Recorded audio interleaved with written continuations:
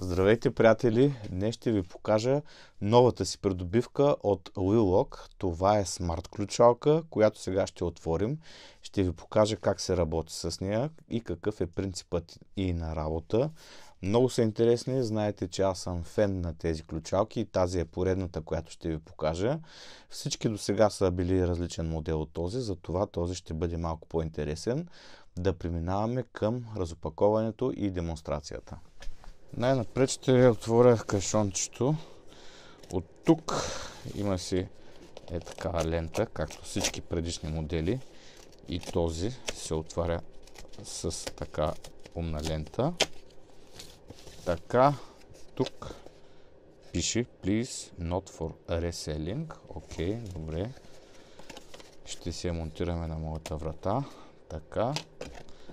Да видим какво има. Има едно опътване най-напред, което за сега няма да четем, но ще ни трябва. Моделът е, виждате как е изписан, TOUC DEB L41. Така, вътре има указания, подробни, как да си добавите администраторска парола. Ето тук има дори така формичка на вратата, която ви показва интерактивно. От 70 до 125 мм, заедно с капачките измерено. Това е широчината на вратата, на която може да се монтира. А тук е профила на самия патрон, който е стандартен европейски профил. Тук има различни опътвания, колко може да се разтегля вътрешната дръжка, колко може да се разтегля външната част. Вътрешната е от 0 до 35 мм корекция и външната е от 0 до 20 мм корекция. Така, почти на всички врати, да не кажа на всички врати, които се използват в България, ще може да се използва. Ето какво представлява и самата ключалка. Доста масивна и доста тежка ключалка, както и предишните модели. Тази не ме изненадва. Имаме пръстов отпечатък, имаме и пин код, който може да използваме за отключване. Тук отгоре има нещо като лампички, не знам дали ще светят, сега ще разберем. Най-напред ще трябва да махна лепенката, която е за пръстови отпечатък, защото иначе сензорът няма да работи и няма да ни отчита пръстови отпечатък, когато направим инсталацията. Сега тук има нейлончета на дръжката и тук отвънка на капачката на външната част. Аз няма да ги махам, но когато се инсталира, т.е. след инсталирането, ще е добре да махнете нейлончетата, за да е по-красиво. Вътрешната част на дръжката е по-голяма от тези, които бяха на предните модели, 2 пъти по-голяма практически, по-удобна. И отново може да се регулира в дълбочина. Сега ще отворя ето това капаче и ще сложа батерии на това устройство, защото трябва да има монтирани 3 батерии от типа 3 пъти А. Ето тук е обозначено 3 пъти А, 1,5 волта. Пише на немски език, защото това дойде от Германия. Предполагаме от по-качествените китайски производства. Ето какво още има в комплекта. Сега ще отворя тази кутийка да видим какво има в нея. Ето едно малко ключенце, което след малко ще ви покажа за какво ще ни трябва. И имаме още една опция за отключване посредством тези смарт карти. 3 броя смарт карти са сложили в комплекта. От тук изпадна едно стоперно винче, болче по-точно, с малко лепило на него са му сложили, за да не се развива по време на работата. И още няколко крепежни елемента, които след малко ще разберете за къде са, включително и силиконови тапички, с които после да запушим дупките, така че ако тази ключалка е изложена на дъжд, да не се мокри вътре, въпреки че е с много висока защита. Сега ще ви покажа и къде още има силиконови уплътнения, ето тук в тази част, за да може да не влиза при електрониката вода. Най-напред е тук отстрани имаме един 6-грамен стоперен болт и като го развием, той също има лепило на резбата в интерес на истината, за да не се развива от вибрациите. Ето го лепилото, това синичкото нещо. Оставяме го и тук и като дръпнем тази капачка, която е направена от, забележете колко дебела ламарина. Доста здраво, това наистина е яко, колкото и да ви изглежда чуплива, не е толкова чуплива. И тук вътре имаме още един стоперен болт, с който можем да коригираме дълбочината. Ето тук, като мушнем 6 грама, така, отпускам. Сега вече може да регулираме колко е дълбочината на външната част, така че да си я направим да бъде много прилично монтирана. Тук също са сложили силиконово уплътнение, което да не допуска вода да влиза от тази част навътре към електрониката. Много плътно се движи, виждате сами. Ето е така. Ще го оставя за сега така и ще стегна, да кажем, че това е положението.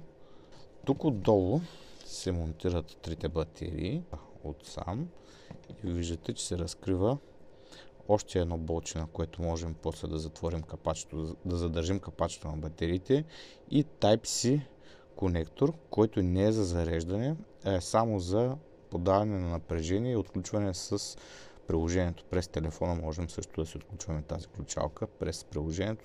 Там се прави регистрация с конкретен модел, с ID-то на тази ключалка. Изобщо направено е с няколко нива на сигурност, така че не може да излъжем ключалката по никакъв начин, освен с нейното си приложение. И ето тук отдолу, сега ще монтирам, т.е. ще сложа 3 батерийки. Има едно мъничко пинче тук, което прави контакт, позлатено. Всичко е много качествено, виждате сами, така че безкомпромисно е направена ключалката. Тук са нарисували батерийките как трябва да изглеждат, как трябва да бъдат сложени. Няма нужда да са някакви, кой знае какви батерии, слагате някакви по-скоро свежи батерии, а не толкова скъпи. Ако искате по-скъпи, не е проблем да си давате парите, но тази ключалка е доста икономична от към ток, така че не е проблем. Ето едно е такова 6-грамно болче, което сега ще видите къде ще сложа, понеже това капаче изплюва навънка заради пружинирането на батериите.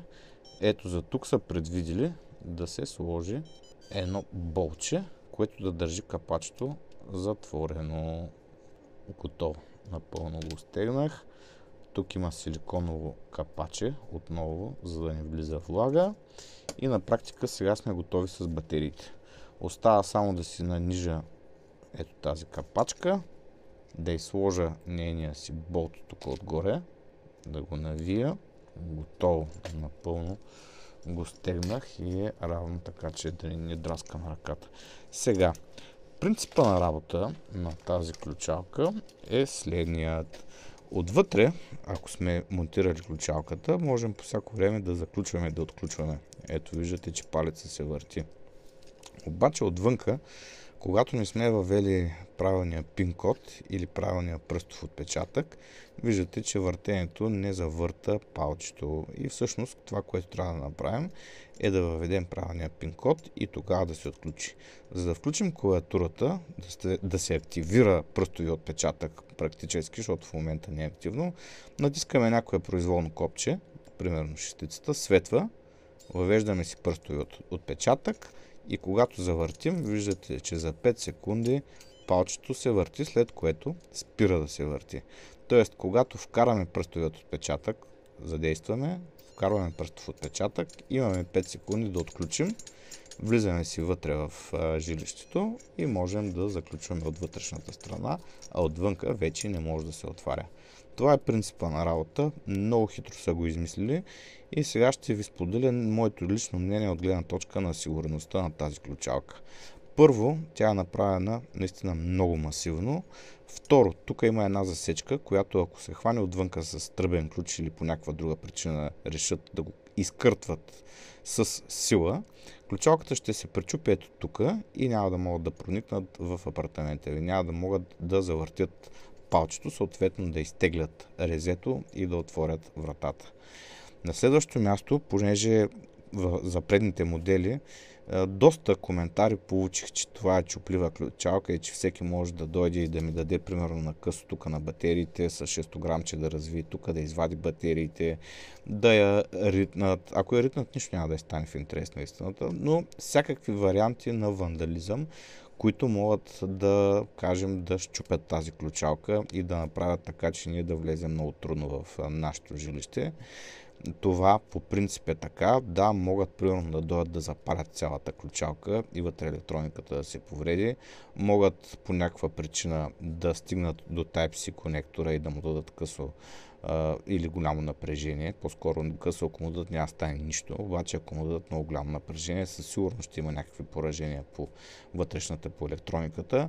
Или ако дойдат с един наистина голям чук и ударят ключалката, тя ще се повреди и ние няма да можем да влезем. Това са все варианти обаче, обръщам внимание, които важат и за обикновената ключалка. Дори да нямахме тази топка отвънка, може един вандал да дойде с една клечка за зъби, да я мушни вътре, да я щупи и да продължи и ние пак да останем с невъзможност да си отключим ключалката.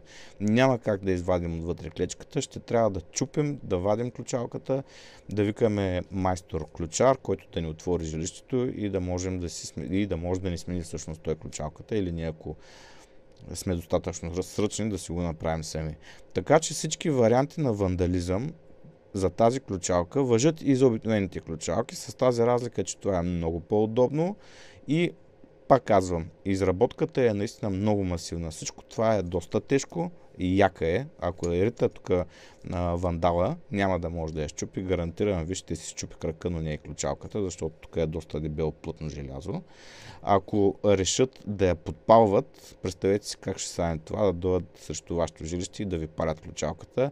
Те, ако го направят това на вратата без такава ключалка, те ще ви запалят жилището и без това. Така или иначе, тези варианти важат и за обикновените ключалки и това означава, че тази ключалка не е по-малко надежда. Напротив, по-надежна е, защото ключ тук с шперт се отключва много лесно. Обаче, ако не знаеш пръстовият отпечатък, ако не знаеш пин кода или нямаш пръстовият отпечатък, много по-трудно ще влезеш, защото тук няма обикновен ключ. Няма къде да се бръкне с шперца, няма как да ви отключат ключалката, освен по стандартния начин.